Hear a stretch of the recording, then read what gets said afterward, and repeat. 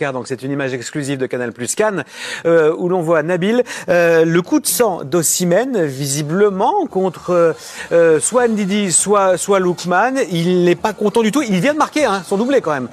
Là, il mène 3-0 à ce moment-là. Il n'y a pas de raison de s'énerver à ce point-là. Et dans la foulée, il va demander à être remplacé. Il est insatiable, il a faim. C'est insatiable. Je pense que c'est ça.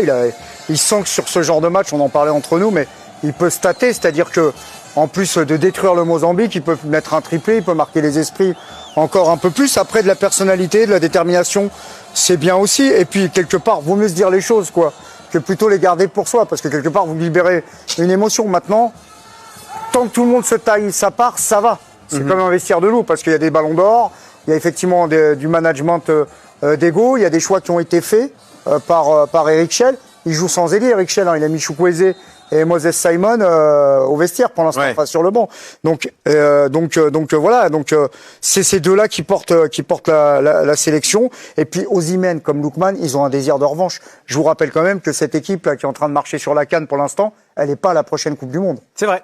Et je crois qu'il y a une mission, il y a un pacte qui a dû être passé entre eux pour aller au bout et effacer cette anomalie de ne pas voir le Nigeria à la prochaine Coupe d'Afrique des Nations. Ils ont raté le barrage africain, ils ne rateront pas la CAN, c'est ce qu'ils se sont promis probablement. Enfin, quand même, Aurélien, vous avez été souvent capitaine des Lions indomptables. Si vous aviez vu l'un de vos leaders péter un plomb comme ça sur le terrain, au vu de tout le monde, devant les caméras, ça vous aurait fait quoi ? Je suis un peu comme Nabil, c'est souvent mieux de se dire les choses, surtout... dans le vestiaire, non ? Non, il faut que ça reste.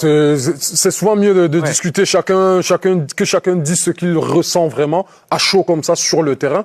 Surtout que le match il était quasiment plié, donc je pense que même dans le vestiaire ils vont continuer à parler. Mais c'est souvent mieux que ça se frite une bonne fois pour toutes et qu'après on reparte d'un bon pied. Là, s'il y avait ce genre de discussion parce qu'ils sont en train de perdre, c'est pas la même. C'est pas la même. Tu as totalement raison. C'est un très bon signe, au contraire.